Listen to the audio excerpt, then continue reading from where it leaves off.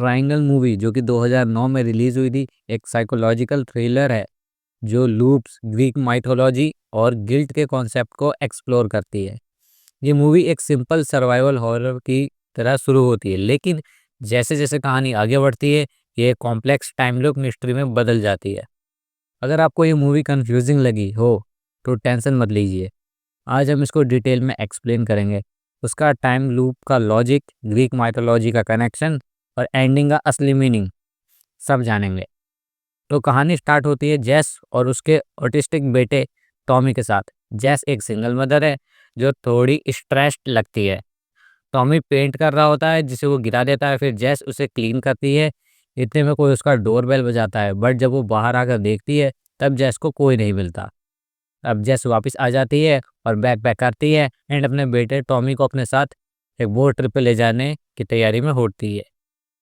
फिर जेस अपने दोस्तों के साथ बोट ट्रिप पे निकलती है।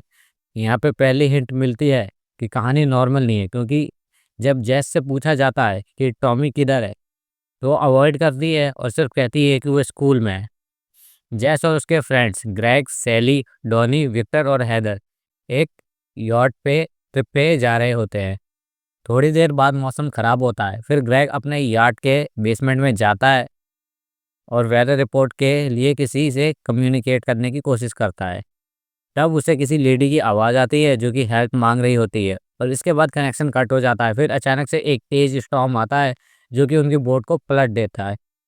ये सब पानी में फंस जाते हैं, लेकिन तभी एक बड़ा क्रूज शिप एओलस नाम का एक शिप आता है।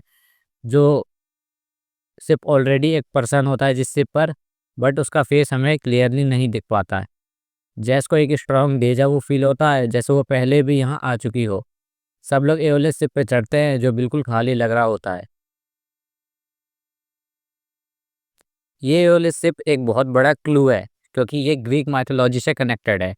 शिप पे आते ही अजीब घटनाएं होने लगती है, जैसे जैस को अपने खुद के सामान की शिप पे मिलते हैं जो थ्योरेटिकली उसके पास होने नहीं चाहिए। फिर जैस वहाँ किसी को देखती है जिसके पीछे विक्टर भागता है। जैस और ग्रेग एक रूम में जाते हैं जहाँ उन्हें ब्लड से लिखा दिखता है गो टू थिएटर। इसे ग्रेग एक मजाक समझता है और वहाँ पे जेस और ग्रेग की थोड़ी सी आर्ग्यूमेंट होती है। उसके बाद जेस विक्टर को घायल कंडीशन में देखती है और इतने में विक्टर जेस पे अटैक कर देता है, जिससे जेस जैसे तैसे बच के भाग पाती है। और इधर सैली और डोनी थिएटर की ओर जा रहे होते हैं क्योंकि उन्हें जेस ने ऐसा कहा था, बट ये सीन हमें कभी तक दिखाया नहीं जाता है।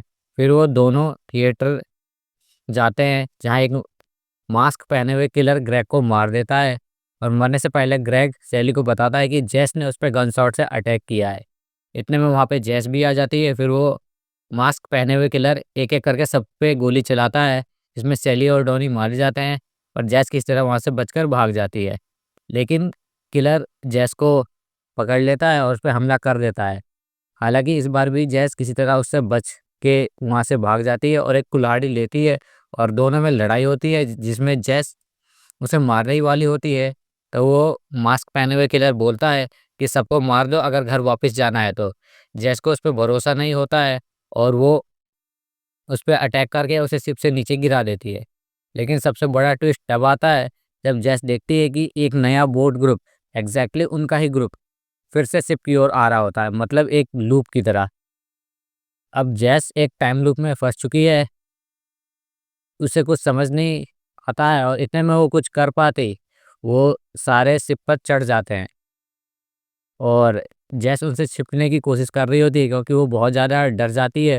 उसे कुछ समझ नहीं आ रहा था कि किस पे भरोसा करे, किस पे नहीं। अब इस बार भी वही सारी चीज़ें रिपीट होती है शिप पे, जहाँ विक्टर किसी के पीछे भागता है और वो और कोई नहीं बल्कि जैस ही होती है जो उन्हें छिप के देख रही थी यहाँ पे। जैस उसे सारी बात समझाने की कोशिश करती है, बट विक्टर को लगता है कि जैस का मेंटल कंडीशन ठीक नहीं है।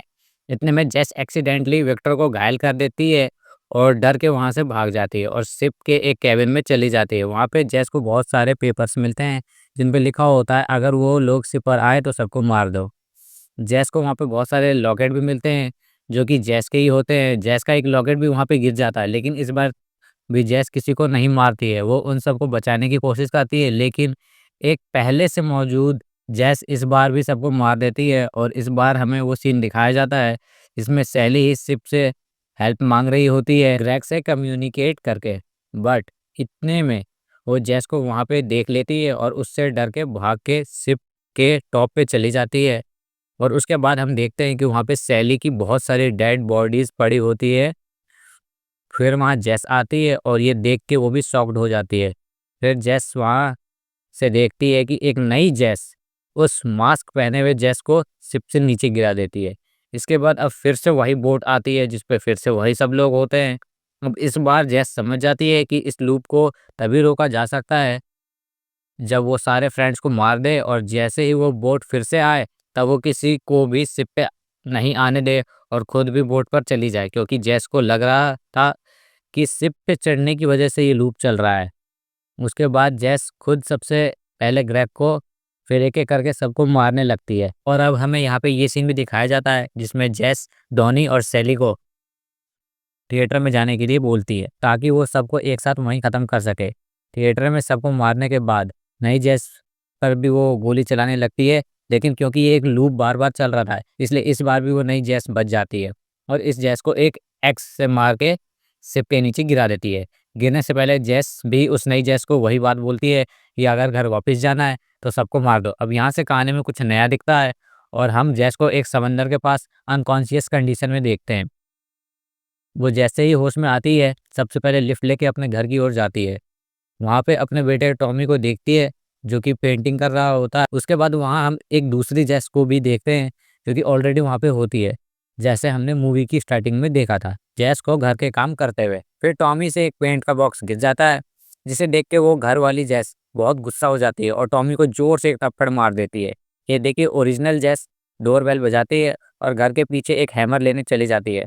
घर वाली जेस बाहर आती है, उसे कोई नहीं दिखता तो वो वापस घर में चली जाती है। इतने में ओरिजिनल जेस घर में घुस के उस घर वाली जेस पे अटैक करके उसे मार देती है। और ये सब टॉमी देख लेता है और बहुत ज़्यादा डर जाता है और रोने भी लगता है। और फिर जेस उसे चुप कराती है और समझाती है कि सब कुछ ठीक है। और यही हमें सेम सीन मूवी की स्टार्टिंग में भी दिखाया गया था। अब इसके बाद ओरिजिनल जेस उस मरी हुई जेस को बैग में पैक करके कहीं ठिकाने लगाने की तैयारी में लग जाती है। वो अपने बेटे और उस डेड बॉडी को लेके घर से अपनी कार में निकल जाती है और फिर वो ओरिजिनल जेस उस मरी हुई जेस से उसका लॉकेट भी निकाल के पहन लेती है। रास्ते में एक बर्ड जेस की कार की विंडो से टकराता है और मर जाता है। जेस उस बर्ड को उठाती है और रोड साइड फेंक देती है, लेकिन तभी उसी जगह जेस को बहुत सारे बर्ड्स की डेड बॉडीज दिखती है। अब यहाँ पे हमें पता चलता है कि जेस अभी भी लूप से बाहर नहीं आई है और ये सब बर्ड टकराने वाला इंसिडेंट पहले भी हो चुका है उसके साथ। यहाँ पे जेस की कार का एक्सीडेंट हो जाता है इसके बाद, और जिसमें जेस के बेटे टॉमी की भी मौत हो जाती है। अब इसके बाद जेस को एक टैक्सी ड्राइवर पूछता है कि क्या वो कहीं जाना चाहती है। तब जेस उस टैक्सी ड्राइवर को वही बोट यार्ड पे चलने के लिए बोलती है, क्योंकि जेस को लग रहा था कि अगर फिर से वो उसी शिप पे गई तो वहाँ से लास्ट में अपने बेटे के पास फिर से जा सकती है। और वो टैक्सी ड्राइवर जेस को उस लोकेशन पे ले जाता है और जेस से पूछता है कि क्या वो वापस आएगी या नहीं। तब जेस उसे बोलती है कि हाँ वो वापस ज़रूर आएगी, यानी कि जेस उसे झूठ बोलती है।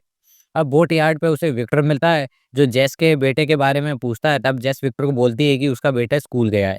इसके बाद वही स्टार्टिंग का सीन रिपीट होता है। जेस ग्रेग और उसके सभी दोस्तों के साथ बोट पे चली जाती है और यहीं पे ये मूवी एंड हो जाती है। अब इस मूवी में होता ये है कि लूप एक फिक्स्ड पैटर्न में चलता है और हर बार जेस सेम मिस्टेक्स करती है।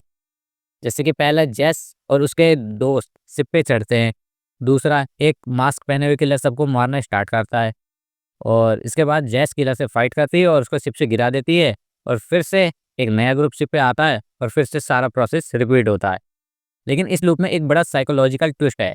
जेस हर बार सोचती है कि वो नए चॉइसेस लेकर लूप को तोड़ सकती है, लेकिन वो हमेशा वही गलतियाँ करती है।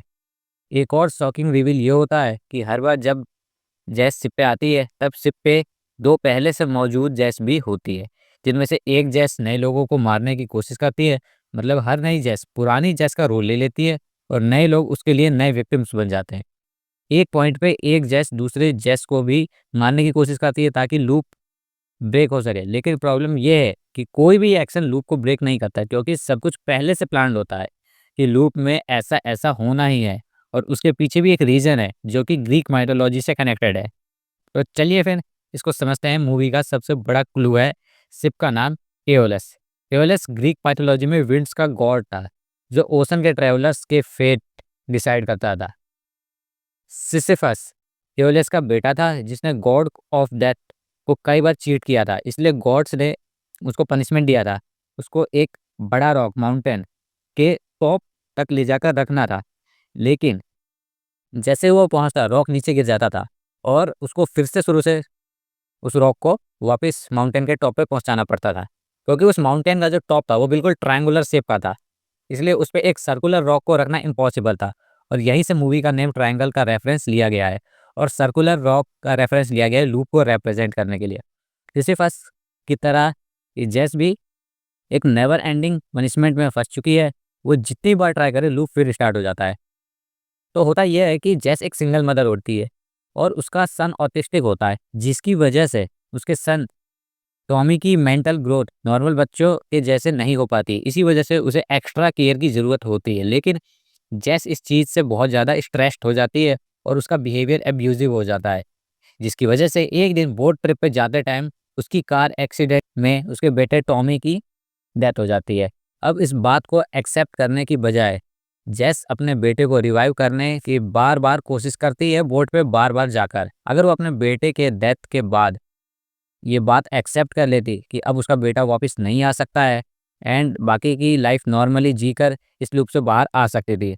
अब क्योंकि इस मूवी का ओरिजिन हमें दिखाया नहीं जाता है, इसलिए मूवी थोड़ी सी कंफ्यूजिंग हो जाती है एंड हमें कोई कंफर्मेशन नहीं मिलता कि आखिर कैसे पहली बार जैस इस लूप में फंसी। और एक बात यह है कि वो टैक्सी ड्राइवर एक गॉड ऑफ डेथ होता है जो जैस से हर बार पूछता है कि जैस को कहाँ जाना है, और बोट यार्ड पे जैस को ड्रॉप करने के बाद भी पूछता है कि जैस वापस आएगी या नहीं। यानी कि यहाँ वो जैस को एक लास्ट चांस देता है इस लूप से बाहर आने का, लेकिन हर बार जैस बोट पे चली जाती है और लूप स्टार्ट हो जाता है। और इतना ही नहीं, बोट पे चढ़ते ही जैस पुरानी सारी बातें भूल जाती है, वो लूप के बारे में सब कुछ भूल जाती है और इसी वजह से फिर से हर बार वही कहानी रिपीट होती है। और IMDb रेटिंग मिली है इस मूवी को 6.9 आउट ऑफ 10 और मैं इस मूवी को दूंगा 7 आउट ऑफ 10 की रेटिंग, क्योंकि मूवी की स्टोरी काफ़ी अच्छी थी, यूनिक थी और मूवी का ओरिजिन अगर हमें थोड़ा-सा अच्छा दिखाया जाता, तो इस मूवी को मैं 8 रेटिंग भी कंसिडर कर सका।